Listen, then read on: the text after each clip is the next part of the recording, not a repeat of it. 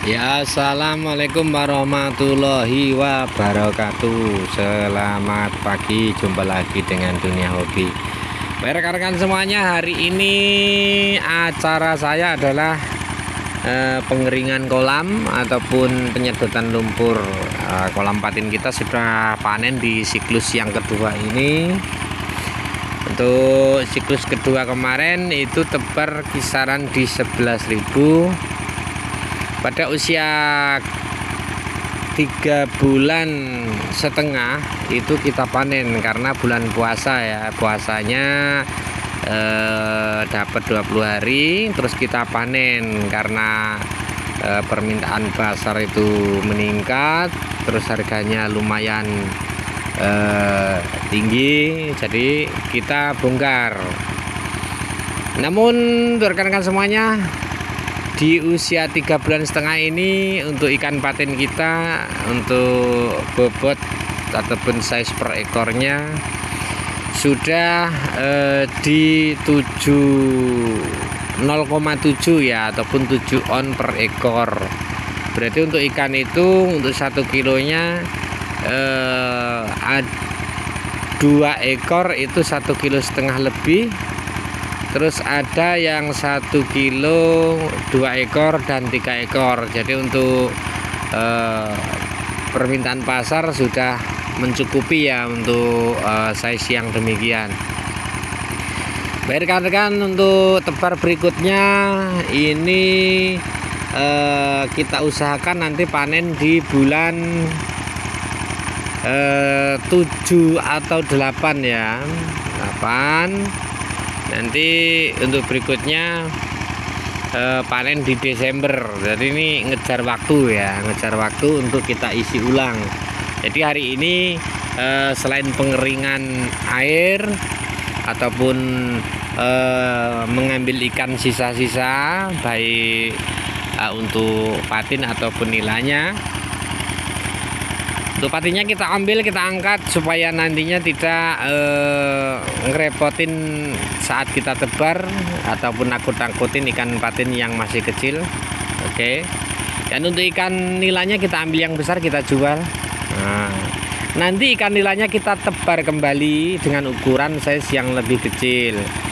Karena untuk tebar patin itu wajib ada nilainya ya untuk rekan-rekan semuanya ya. Jadi untuk perawatan ikan itu perlu nila, juga untuk menggerakkan air ya, ataupun gimana ya, kalau hidup itu sendiri kan nggak enak ya, makanya kita carikan teman biar saling sedikit ada gangguan dia akan bergerak dan aktif.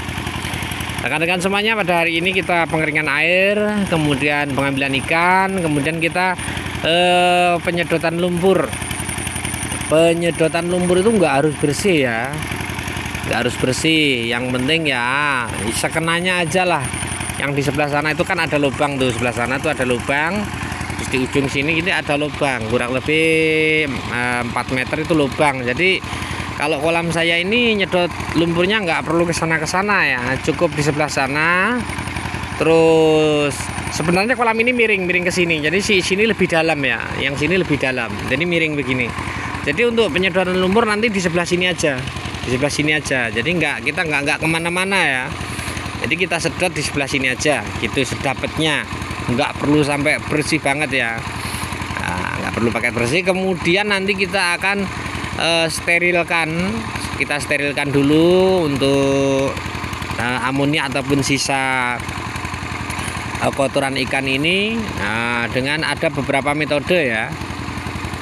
Untuk sterilisasi atas ini dinding-dinding kolamnya nanti kita seperti biasa kita tebar dolomit dan campuran yang lain, kemudian H2O2 ya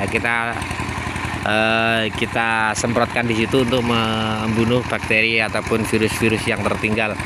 Alhamdulillah untuk musim kemarin ini tidak ada kendala ya, sampai panen tidak ada kendala sama sekali.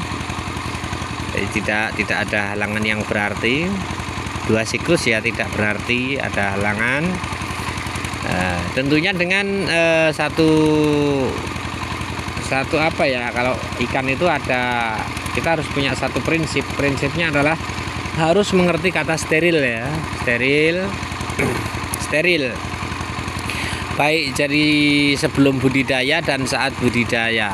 Nah, contoh demikian, contohnya seperti ini contohnya. Segala sesuatunya harus steril. Persiapan kolam sebelum tebar itu harus disterilkan dulu seperti apa yang saya ungkapkan tadi. Kemudian setelah kita berbudidaya ikan itu usahakan jangan sampai kita main ke tempat rekan-rekan kita yang juga memelihara ikan. Nah, seperti itu. Ini ditakutkan, jadi nggak boleh main ke kolamnya teman kita gitu ya. Ini ditakutkan kalau di kolam tempat rekan kita itu ada mungkin lagi terkena bakteri ataupun penyakit ataupun virus. Nah, itu dengan demikian ketika kita main ke situ terus kita ke kolam kita nanti akan bisa menular. Jadi ikan itu sangat apa ya, harus sangat higienis lah ya. Maksudnya harus bener-bener bisa menjaga. Jangankan kena airnya, kadang burung makan di kolam orang terus makan ke kolam kita, itu bisa menyebabkan ikan ada gangguan ya, virus seperti itu ya. Nah, seperti itu. Makanya saat budidaya itu sebisa mungkin jangan ada orang luar yang bisa mendekat ke kolam ya, dengan cara dipagar atau bagaimana. Kalaupun toh sudah demikian masih ada kendala, itu ya faktor alam ya, tentunya dari burung ataupun apa. Kalau sebenarnya ikan ini kalau kita pelihara sebenarnya dengan cara-cara yang higienis itu, cara-cara yang steril itu nggak akan terkena penyakit ya rekan-rekan semuanya. Nah, jadi penyakit itu ya penyakit dari kolam lain menular ke sini melalui burung ataupun melalui manusia. Nah, kalaupun untuk faktor alam mungkin di saat budidaya ikan padat terus air untuk mengganti tidak ada, misalkan tidak ada sumur ataupun irigasi pas tidak mengalir. Nah, seperti itu. Jadi ketika ikan bermasalah itu kuncinya adalah pembenahan air dulu. Nah, jangan diobati dulu ikannya. Air kita benahi, setelah kita benahi baru kita adakan pengobatan ke ikannya. Seperti rekan-rekan semuanya ya. Baik rekan-rekan semuanya, nanti yang hobi-hobi untuk budidaya patin, ketika kita akan persiapan kolam kembali, nanti coba saya akan videokan apa saja yang saya lakukan ke kolam saya ini. Ini sudah sering kali tebar ya, cuman belum pernah ada kendala ya. Beda dengan kolam di tempat rekan-rekan yang lain, alhamdulillah ya. Jadi mungkin juga faktor dari keberuntungan, faktor rezeki, ataupun dari faktor pengalaman ya. Tapi kalau menurut saya faktor pengalaman ini adalah yang sangat menentukan saat kita budidaya ikan ya rekan-rekan semuanya.